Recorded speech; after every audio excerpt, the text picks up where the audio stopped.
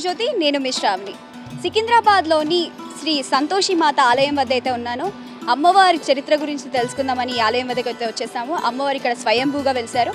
అంతేకాకుండా రాఖీ పండుగ రోజున ప్రత్యేకంగా అమ్మవారికి నిష్టగా ఎంతోమంది పూజలు చేస్తూ ఉంటారు. సో ఆ అమ్మవారి చరిత్ర గురించి అలాగే ఆలయ చరిత్ర గురించి తెలుసుకుందాం పదండి.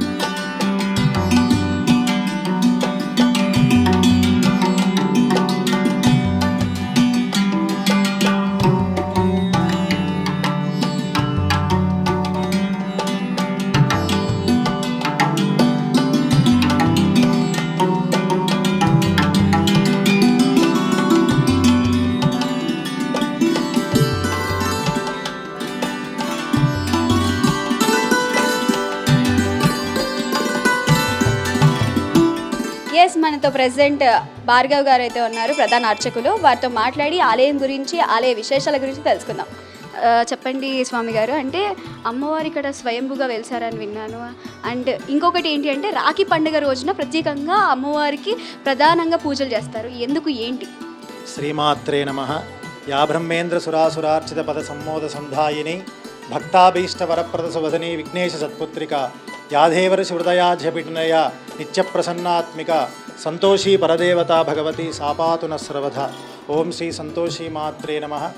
ఈ దేవాలయం 60 సంవత్సరముల నుండి ఇదే ప్రతీకగా వేలాది భక్తులు ఇక్కడికి వచ్చి వారు కోరిన కోరికలు తీరినవని మళ్ళీ తిరిగి వచ్చి ప్రతి శ్రావణ మాసంలో అమ్మవారికి వడిబియ్యాలు సమర్పించి అన్నదానాలు సమర్పించి అమ్మవారికి కుంకుమార్చనలు చేసి అందరూ కూడా వెళ్తూ ఉంటారు. చాలా ప్రసిద్ధమైన ఆలయము ఈ సంతోషిమాత ఆలయము.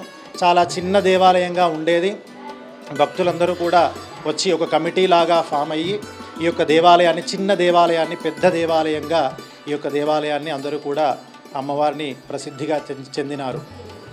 అంటే రాఖీ పండుగ అనేది చాలా ప్రధానంగా చూస్తుంటారు. శ్రావణ మాస శుక్రవారంలో చేస్తూ ఉంటారు. కానీ ప్రత్యేకంగా రాఖీ పండుగ రోజున అమ్మవారి కథ ఏంటి? ఈ అమ్మవారి కథ ఏంటి అంటే, అమ్మవారు అవతరించిన కథను తెలుసుకుంటే మనకు రాఖీ పౌర్ణమి అంటే ఏంటో తెలుస్తుంది. శ్రావణ పౌర్ణమి రోజున ఆ విఘ్నేశ్వరుడి చెల్లెలైన అశోకాదేవి నాగదేవత అనే అమ్మవారు విఘ్నేశ్వరుడికి రక్షాబంధనం చేసిందట ఈ శ్రావణ పౌర్ణమి రోజున. అదే రోజున అక్కడే ఉన్నటువంటి యొక్క విఘ్నేశ్వరుడు కుమారులైన క్షేమస్థైర్యలు అనేవాళ్ళు అక్కడనే ఉండి ఆ యొక్క స్వామిని కోరారట. తండ్రి గారు, మాకు కూడా ఇలాగే రక్షాబంధనం చేస్తే బాగుండును కదా అని కోరిన కోరికలు తీర్చే విధంగా అమ్మవారు ఒకరు ఉంటే బాగుండును కదా అని వారు కోరారట. అప్పుడే అటుగా వచ్చిన నారద మహాముని ఆ యొక్క బ్రహ్మ విష్ణు మహేశ్వరుల కోరిక కూడా, ఆజ్ఞ కూడా ఇదే స్వామి, ఒక అమ్మవారు వెలవాలి. ఆ యొక్క అమ్మవారు మానవులలో ఉండేటువంటి యొక్క కామ క్రోధ లోభ మదమాత్సర్యాలు తొలగించి ఆ యొక్క సోదర సోదరీమణుల యొక్క సఖ్యత భావాన్ని పెంచి ఆ యొక్క అమ్మవారి అనుగ్రహం కూడా లోక రక్షణంగా ఉండాలి అని ఆ యొక్క విఘ్నేశ్వరుని కోరగా, ఆ విఘ్నేశ్వరుడు తన కన్నుల్లో నుంచి ఒక కాంతిని తీసి ఒక అమ్మవారి రూపంగా మలిచారట. ఆ అమ్మవారి రూపమే సంతోషిమాత అమ్మవారిగా వెలిసిందట. వెలిసి ఆ యొక్క భక్తులను కోరిన కోరికలు తీర్చి వారు నిత్య సంతోషంతో ఉండడానికి ఆ అమ్మవారు ఇలా కొలువై సంతోషిమాత రూపంలో రాఖీ పౌర్ణమి రోజునే జన్మించింది కాబట్టిన రాఖీ పౌర్ణమిగా మనం ప్రసిద్ధి చెందుతాము. శ్రావణ పౌర్ణమి, రాఖీ పౌర్ణమి, జంజాల పౌర్ణమిగా మన యొక్క పౌర్ణమిని చాలా రకాలుగా పిలుచుకుంటాము. సోదర సోదరీమణుల యొక్క సఖ్యత, వారి యొక్క సంబంధ బాంధవ్యాలు పెంచడం కొరకై ఈ యొక్క రక్షాబంధనాన్ని ప్రాముఖ్యంగా మనం పెంచుకుంటూ అమ్మవారికి పూజలు కూడా ప్రత్యేకంగా చేస్తూ ఉంటాం. స్వామి, అంటే అందరు అమ్మవారిలా కాకుండా ఈ అమ్మవారికి పులుపు కూడా ఎక్కదు అని అంటుంటారు. చాలా నిష్టగా ఉండాలి. అసలు అమ్మవారు దయ రావాలంటే కూడా చాలా కష్టపడాలి. అమ్మవారి కృప అంత ఈజీగా రాదంటారు. సో అమ్మవారికి నియమాలు ఏంటి? అసలు ఎటువంటి పూజలు చేయాలి? అమ్మవారికి వ్రతం ఎలా చేయాలి? అమ్మవారికి 16 వారాల వ్రత నియమాలు ఉంటాయండి. ముఖ్యంగా పులుపు తినకూడదు అంటారు. ఎందుకోసం అంటే మానవుల్లో శరీరంలో ఉండేటువంటి కామక్రోధ లోభ మదమాత్సర్యాలు పోవుటకు కొంత ఆహారంలో మనం కొన్ని తగ్గించుకుంటే మనిషిలో అవన్నీ కూడా తగ్గుతాయని, తర్వాత సంతోషిమాత అమ్మవారు కదా కాబట్టి ఆ రోజంగా అవి మానేసి ఉపవాసంతో ఉండి సంతోషంగా ఉంటే ఆ రోజు మానవుల్లోని అవన్నీ కూడా కామక్రోధాలు తగ్గుతాయి కాబట్టి మంచి ఆలోచన, సంతోషకరమైనటువంటి యొక్క ఆహ్లాదమైన జీవితం పొందుతారని ఈ యొక్క వ్రతాన్ని చేస్తూ ఉంటారు. ముఖ్యంగా పెళ్లి కాని వాళ్ళు పెళ్లి కావాలని సంతానం కొరకు వారు కూడా వచ్చి అమ్మవారికి ఈ 16 వారాల వ్రతాన్ని చేస్తూ ఉంటారు. 16 వారాలు చేసిన తర్వాత పులుపు తినకుండా ఉపవాసాలు వండుకుంటూ అమ్మవారికి అర్చనలు కలశాలతో పూజ చేస్తూ 17వ వారము అమ్మవారికి ఉద్యాపన అని చేస్తారు. అంటే ఒక 5 కానీ 8 మంది బాలబాలికలను కూర్చోబెట్టి వారిని అమ్మవారి రూపకంగా భావించి వారికి బాల పూజ చేసి అమ్మవారికి కూడా ఉద్యాపన ప్రసాద నివేదనలు చేసి ముత్తైదులకు పసుపు కుంకుమలు ఇచ్చి అమ్మవారి అనుగ్రహాన్ని పొందుటకు చాలామంది ఇలానే చేస్తూ ఉంటారు. స్వామి, రేపు అంటే పౌర్ణమి రోజున ఎటువంటి పూజలు అమ్మవారు అందుకుంటుంది? మన దేవాలయంలో చాలా ప్రసిద్ధి చెందిన దేవాలయం సంతోషిమాత దేవాలయం. ఈ దేవాలయంలో కమిటీ సభ్యులు చాలా ముఖ్యంగా ప్రధాన పాత్ర పోషిస్తూ ఈ దేవాలయాన్ని చాలా అభివృద్ధి చెందింపజేశారు. అలాగే రేపు రాఖీ పౌర్ణమి సందర్భంగా అమ్మవారికి ఉదయం 5 గంటలకు సుప్రభాత సేవ, 5:30 గంటలకి అమ్మవారికి విశేష క్షీరాభిషేకము, ప్రత్యేకమైన పుష్ప అలంకరణ ఉంటుంది, కుంకుమార్చన ఉంటుంది. తదుపరి వచ్చే భక్తులందరికీ కూడా కుంకుమార్చనాదులు, వడిబియ్య నివేదనలు ఇవన్నీ జరుగుతాయి. తర్వాత 10:30 గంటలకి అమ్మవారికి విశేషమైనటువంటి యొక్క మహాలక్ష్మి సహిత సంతోషిమాత మూలమంత్ర శాంతి హోమం జరుపుతూ ఉంటాం. లోక కళ్యాణార్థమై ఈ యొక్క కార్యక్రమాన్ని మనం చాలా గొప్పగా నిర్వర్తించుకుంటాం. శ్రావణ పౌర్ణమి, రాఖీ పౌర్ణమి రోజున చాలా విశేషంగా ఉంటుంది. వేలాది మంది భక్తులు వచ్చి అమ్మవారిని రేపు దర్శించుకొని అమ్మవారి దగ్గర నుండి రాఖీ అంటే రక్షాబంధనాన్ని తీసుకొని అమ్మవారి అనుగ్రహాన్ని పొంది వెళుతూ ఉంటారు. స్వామి గారు, ఇప్పటి వరకు మాకు తెలియని ఎన్నో విషయాలు మీ వల్ల తెలుసుకున్నాము. అండ్ అమ్మవారిని చూస్తుంటే చాలా అద్భుతంగా సంతోషంగా కనిపిస్తున్నారు. అమ్మవారిని చూస్తుంటే సంతోషం వస్తుంది. థ్యాంక్ యూ అండి, ధన్యవాదాలు. జై శ్రీమన్నారాయణ. శ్రీమాత్రే నమః.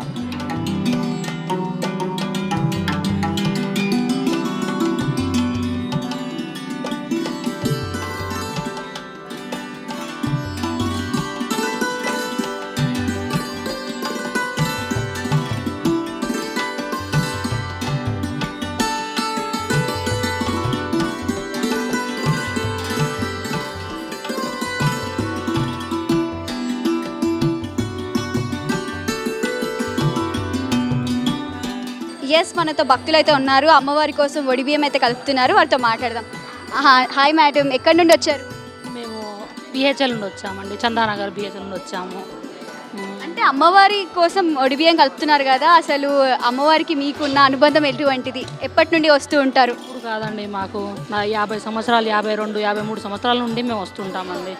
మా అత్త వాళ్ళు వచ్చేవాళ్ళు, తర్వాత ఇప్పుడు మేము కూడా ఇక్కడే కొలుస్తున్నాం. సంవత్సరానికి ఒకసారి వడిబియ్యం పెట్టుకుంటాం. అమ్మవారి గురించి చెప్పండి.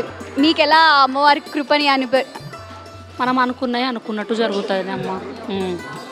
ప్రతి పెళ్ళికి చేసుకుంటాము, వడిబియ్యం వేసుకుంటాము. అనుకున్న పని అనుకున్నట్టు అవుతుంది. మేడం, మీరు చెప్పండి. మేడం, మేము ఇయర్లీ వస్తాము, ఇయర్లీ వడి వింటాం. పెళ్ళి ముంగట ఏదైనా శుభకార్యం ముంగట కంపల్సరీ ఇక్కడ వచ్చి వడి బియ్యం నింపే వెళ్తాం. అండ్ అమ్మవారి గురించి తెలుసుకున్న తర్వాత చాలా నిష్టగా ఉండాలి, పులుపు తినకూడదు, ఫాస్టింగ్ ఉండాలి. సో మీరు ఎలా ఉంటారు అసలు? ఎన్ని ఫ్రైడేస్ ఉన్నారు? తలుచుకుంటే అంత అయిపోతుందండి, అంతే. అంటే రాఖీ పౌర్ణమి రోజు అమ్మవారి పుట్టినరోజు అని మీకు తెలుసా? అండ్ తెలుసు అండి, తెలుసు. ఎలా సెలబ్రేట్ చేస్తారు? రాఖీ పూర్ణం నార్మల్ ఇంట్లో చేస్తాం, కానీ శ్రావణ మాసంలో ఏదైనా ఒక వారం వచ్చి వడి బియ్యం నింపి వెళ్తామండి మేము. థ్యాంక్ యూ అండి.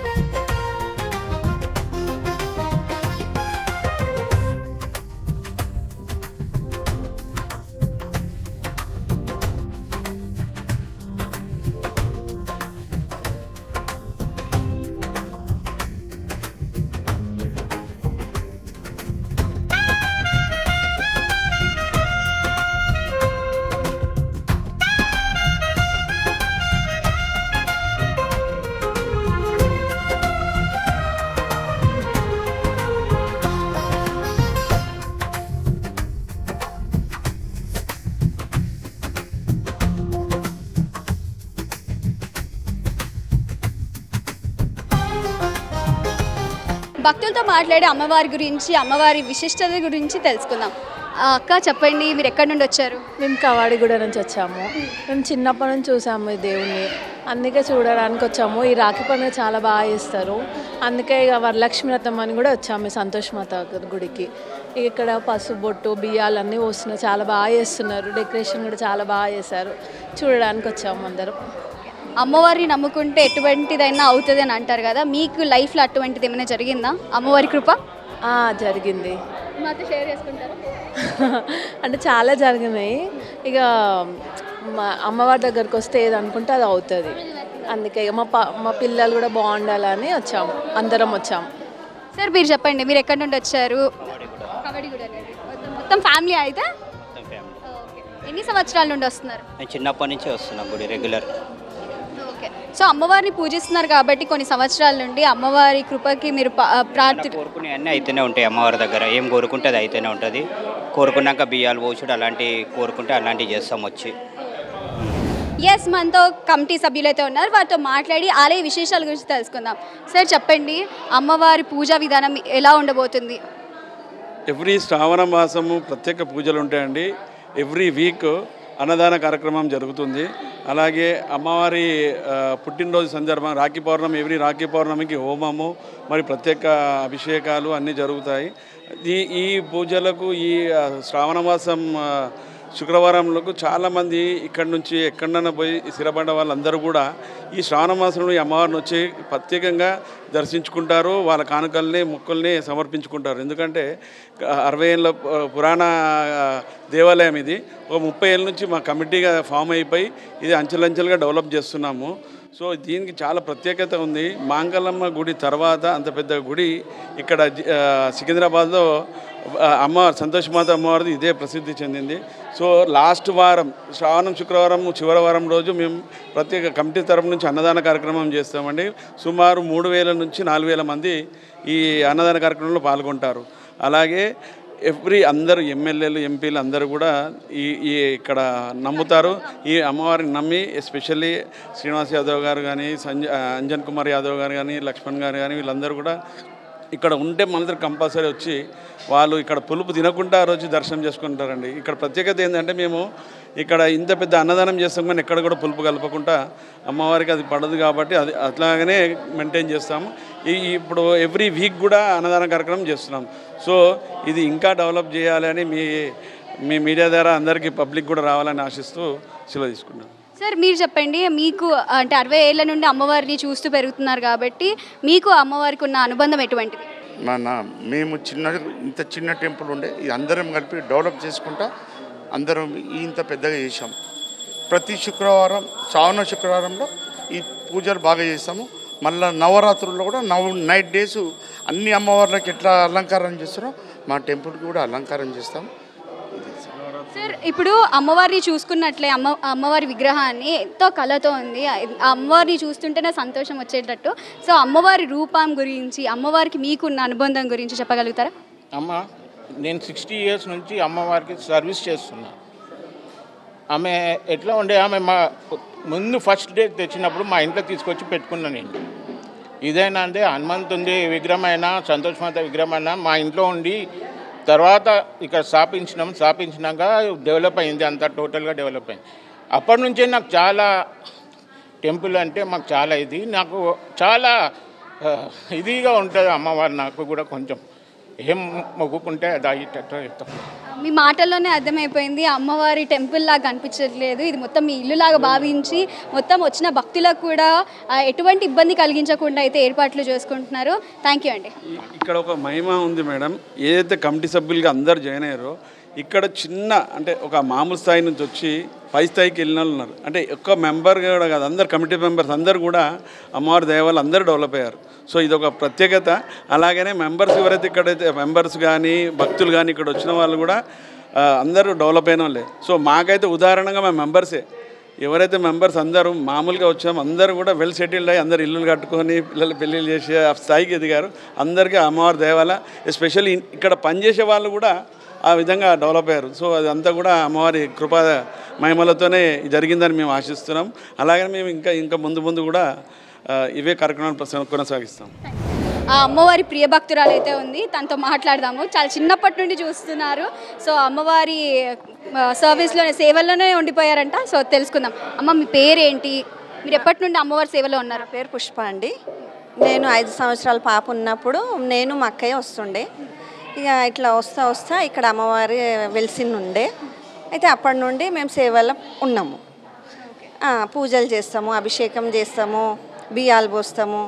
ఇక ప్రతి భక్తులంతా మాకు మంచిగా చూస్తారు. అమ్మవారి గురించి చెప్పాలంటే మీరు ఏం చెప్తారు? అమ్మవారి గురించి అంటే మా అమ్మ చాలా మహిమగల తల్లి.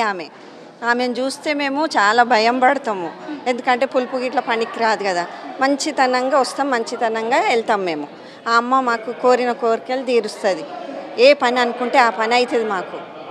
ఇది కావాలమ్మా, పెళ్ళిళ్ళు కావాలా, పిల్లలు కావాలా అని నేను మొక్కుకుంటే కూడా భక్తులకు కూడా అట్లనే అవుతుంది. చాలా సంతోషమైన తల్లి. మేము ఏమీ లేకుండే మాకు ఇక్కడ వచ్చినాకనే అమ్మ దయ వల్ల మేము అంతా బాగున్నాం. పిల్ల జల్ల అంతా తోటి బాగున్నాం మేము. అక్కజెల్లెన్లు భక్తులు అందరు ఆరోగ్యంగా ఉన్నాం మేము. సో మొత్తానికైతే అమ్మవారిని తలుచుకుంటూ అమ్మవారి సేవల్లో ఉంటే ఆ అమ్మవారి కృప మన మీద కూడా ఉంటుందని భక్తులు అయితే చెప్తున్నారు. కెమెరామ్యాన్ శివతో ABN ఆంధ్రజ్యోతి శ్రావ్య.